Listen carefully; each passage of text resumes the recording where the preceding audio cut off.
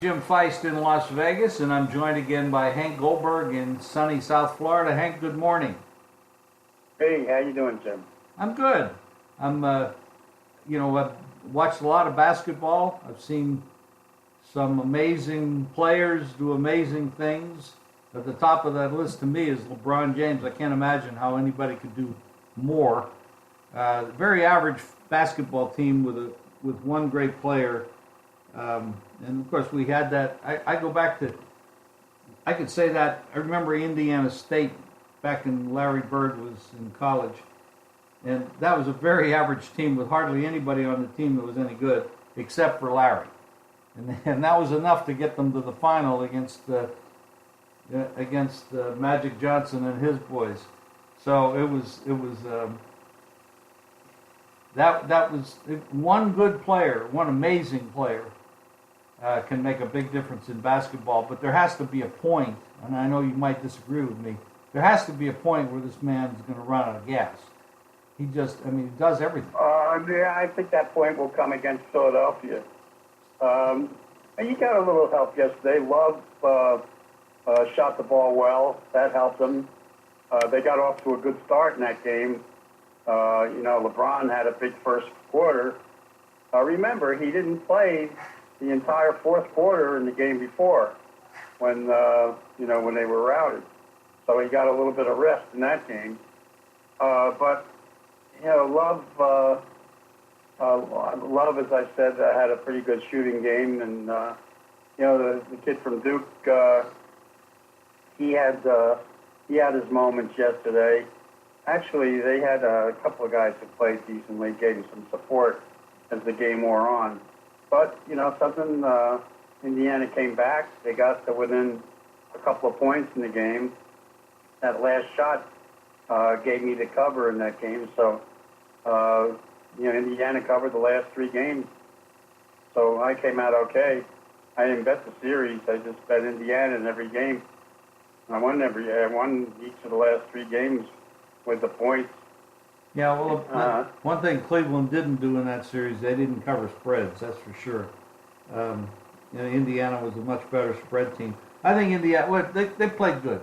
They did a good job. Indiana was a better team. Well, sure they were. I'll tell you, they should have won they should have won the series in Game 6. Or Game 5, excuse me. Yeah, in Game 5. Yeah. Now, that's what one good player or a great player like LeBron can do. He can make one good player who gets every call. Well, there is a little bit of that. That happens. That definitely happens to all these stars. Michael used to get them. They always get them. Toronto opened a 6-point favorite in that series tomorrow, 218 total, and it's gone up to 6.5. And 216, it's come down a little bit on the total, but that's a big number to go against Cleveland. But Toronto has not had a great history in the playoffs. I mean, they did okay. They just beat Washington, but they turn into jelly when they see LeBron on the court. At least that's the way it's been for years. But eventually that will change, of course. Well, something Washington gave them all they could handle too. That was a real home-and-home series. What's the line on the series? I'll have to go look for that. I'll look it up while we're talking. I'm sure that I don't want to sit with dead time here, but I'll look it up. What do you think about this line tonight, Philadelphia-Boston? I like Philadelphia. I think Boston is really going to... I don't know how Boston can go on with the number of players who are out. Now they've lost Brown, and I think they're going to really miss him. Philadelphia is a big physical team. I think they're going to control the boards.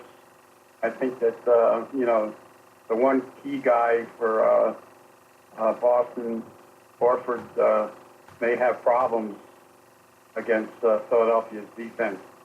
I think they may shut him down, and that's going to hurt them. Yeah, without Brown as their leading scorer, you know, and that's a huge loss. How long do you think he'll be out? I don't know. At least a couple of games. Now you know, a lot of people thought the Pelicans would do a decent job against the Warriors, but that did not show up at all in that first game. I was not one of them. I thought that they were going to be tired. And the Warriors, I didn't think the Pelicans had the speed to keep up with the Warriors.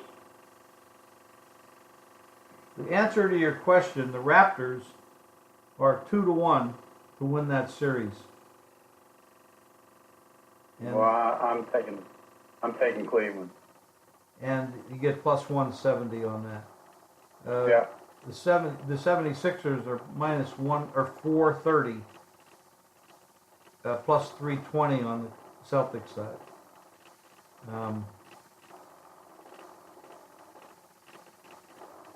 Yeah, that's so you're solidly on the Cavaliers. Yeah, I just think the Cavaliers, should they get in the price or they'll steal against Toronto, which is a team that historically folds in the playoffs. I would not lay 6.5 points to Cleveland. Not in this first game. I would watch it and just play in-game betting. But you know, the one thing about the Raptor team this year that they haven't been in the past, Casey is playing 10, 12 players. He's rotating a lot of people, keeping fresh bodies on the floor. It's exactly what he did during the regular season. And we all wondered if he was going to change his methods going into the playoffs, and he has not. He's stuck with the formula that's been winning. And in my opinion, this is my opinion, they might wear down Cleveland. Cleveland is not a deep team. They don't have a lot of talent going deep. And even the guys on the floor with LeBron are questionable at times. They don't always contribute. Now, yesterday they did get contributions. Thompson was good. You know, they do get some contributions. They play hustle. You know, they make some moves. But will fatigue set them down going up against a team that plays 10, 12 fresh bodies all the time? I thought that for a time there against Washington, he was using all those guys in desperation. So, because he couldn't settle on the right combination. He didn't know if he wanted to go small or he wanted to go the other way. He couldn't seem to decide. That was part of the deep rotation. Right. Okay, so anything you want to talk about any of the other games? Well, we talked about New Orleans and the Warriors. Curry will probably show up a little bit tomorrow night for the Warriors, at least step on the floor for a few minutes. Pelicans are not as bad as they looked, but they certainly... I think they were a little tired. I'm sorry, Utah was a team that looked a little tired, but I think that I don't give Utah much of a shot against a team that they're really overmatched. Particularly, of course, they didn't have their guy from Spain, Rubio, their playmaker, and they missed him, Rubio. Yeah, he'll be out again on Wednesdays. He won't be playing that game either. You know, you got two teams, double-digit dogs, that got blown out in the first game. Which one would you give a better chance to cover this next one? I actually don't give Utah much of a shot. So that means you give the Pelicans a little bit better shot. Yeah, Pelicans. I think the Pelicans could win a game or two against Golden State. Really? Well, the Pelicans have got, have got some good players. They've got, they've got some guys. They've got 3 quality players on there. So they make it. They may be able to compete in a game or two. Well, if we get two games like we had, if we get 4 games like we had the other night, we're gonna see the Warriors and Rockets move on really quick. So I hope we get series out of these things. Yeah. Anything in baseball that's My Marlins, I tried to tip you off. They're not that bad. They've got some pitching, and they're actually pretty deep in pitching. And they got some guys healthy, and they took two series in a row now. They're playing 333 ball. If they continue to play 333 ball, they might win 60 games. well, they got professional athletes on the floor and or on the field, I should say, and they beat Cincinnati the other day. Cincinnati, they're not very good, but No, they're not. But they also beat Arizona. and they are good. Arizona is a good team. So I mean, they are better than people projected, including me. But the 50, 60 games in that, somewhere in there. I'll give them 55. Okay. Coming up. I thought that, I'll tell you, San Francisco's playing pretty well. Pittsburgh is on a winning streak right now. But I'll tell you, the series out west, the race out west is going to be interesting. And the Yankees are red hot. And the Yankees they're only a couple of games behind Boston.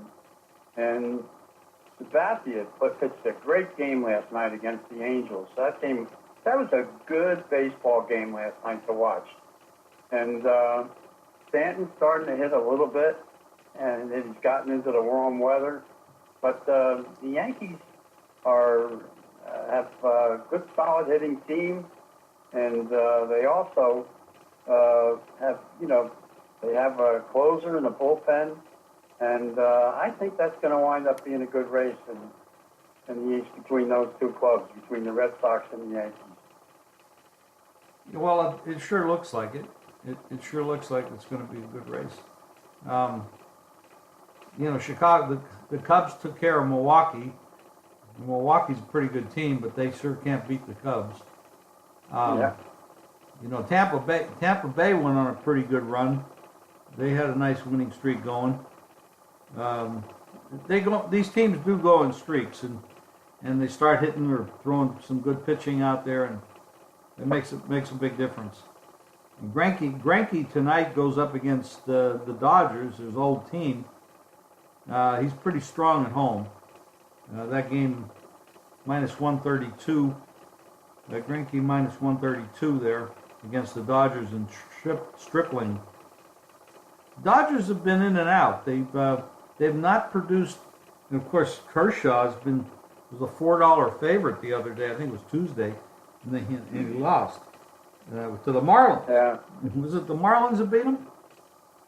Yeah. That was pretty incredible. The bookmakers like that one. Yeah. Me too. I didn't bet the Marlins against Kershaw.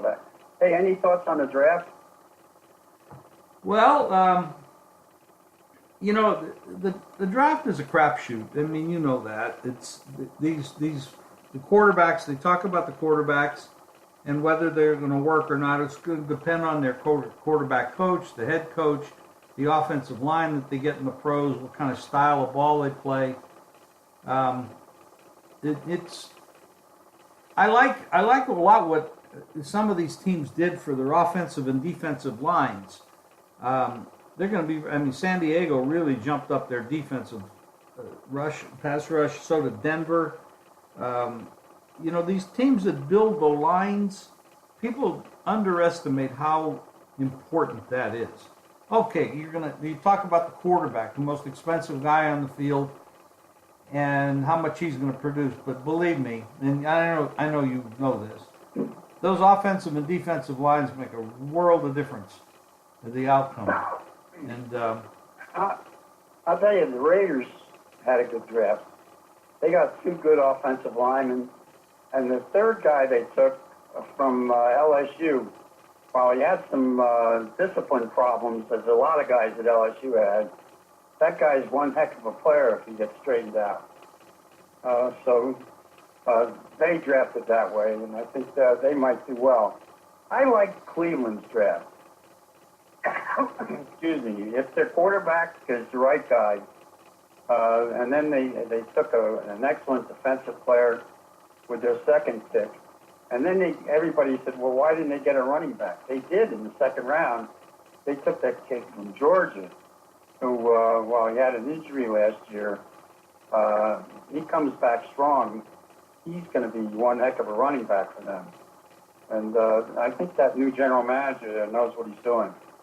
well, I sure hope so. I don't think any team in the NFL should be one win in 2 years. They have to start getting a little bit better. It's a little bit embarrassing. But I'll tell you something. The Dolphins had a chance to get a quarterback. They're counting on a guy who's had 2 injuries in 2 years. They have nothing behind them, unless you think Osweiler is the answer. They had a chance to draft a top prospect coming out, and they had 2 teams around them. Arizona traded up one pick ahead of them, and got a very good prospect. And the Bills drafted the guy from Wyoming right behind them. And they sat there, and while they got a very good player in the safety from, or cornerback, whatever he is, from wherever they decide to put him, from Alabama, and he's a good pick. But still, they have 2 safeties who are pretty good right now, and I think that they blew it, because this was the year where they could have had a guy to compete with Tannehill, and I'm not that big on Tannehill, and they let it go by, and I think they may live to regret it. And I think their general manager, frankly, doesn't get it. And I thought that at the time, and I'm saying, how could they have passed on all those quarterbacks when they were sitting in a perfect position when 2 really good quarterbacks fell to them if they had traded up, which they made no effort to do, or they had a guy sitting there when they picked, and Buffalo jumped at the chance to take a guy in the next with their pick right afterwards. And I thought, I think they blew it. And you know what? A columnist for the Herald wrote his whole column about that the next day. really, Ripped him. Yeah. And for once, I agreed with the guy. just once. Well, no, he's all right. But the guy who writes the daily piece for him, he intimated that he writes a lot of what the owner likes him to say.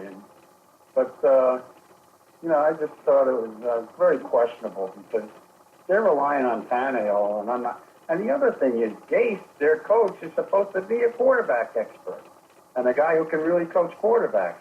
At least he says he is, and that's what he's built his reputation on. He supposedly coached Peyton Manning and coached, the guy in Chicago when he was there, and he's supposed to be, they call him another quarterback whisperer. It just seemed clear to me that was the direction they should have gone. I thought that the Jets did pretty well. I thought the Giants had a very strong draft. They got maybe the best offensive player in the draft with Iran Barkley's son. Remember the Blade? Yep, I do. Yeah.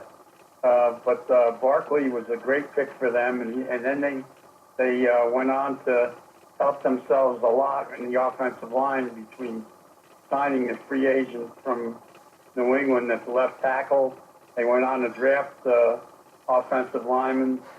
I thought the Giants helped themselves a lot.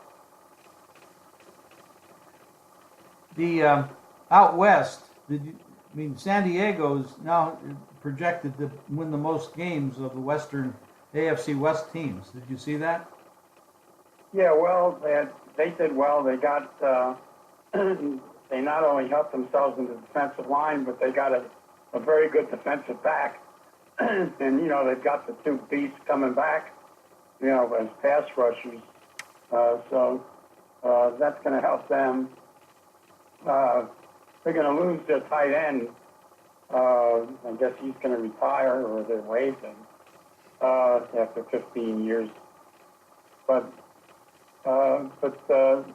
hey, Denver picked up a couple of good defensive players, and it's going to help them.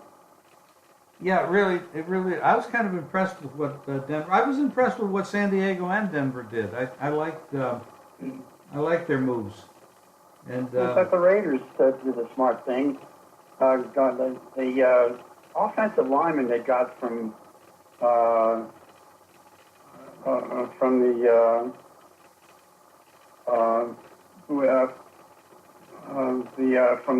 school in Louisiana. He's supposed to be really tough, strong, mean. He might be hold up the tradition at offensive tackle that the Raiders have, and he was a good pick. And like I said, they took the offensive lineman with two of their top picks, and that's what they need. They need pass protection. I'm glad that some of these teams are really focusing on their offensive line. And quite a few running backs were taken in the draft as well. There's been a little bit of a swing back to the running back, a little bit more value there, which makes some sense. Yeah. But Hank, we'll be back on here Wednesday. Anything? Yeah, that'll be after the post position draw, which is tomorrow for the Derby. Perfect. Okay. Well, thanks, Hank, for your time today, and enjoy the day. And all of Hank's picks are up at JimFeist.com. Hank's been doing really well: baseball, basketball, horses, and we'll talk to you again on Wednesday, Hank. All right, Jim. Have a good day. Thank you.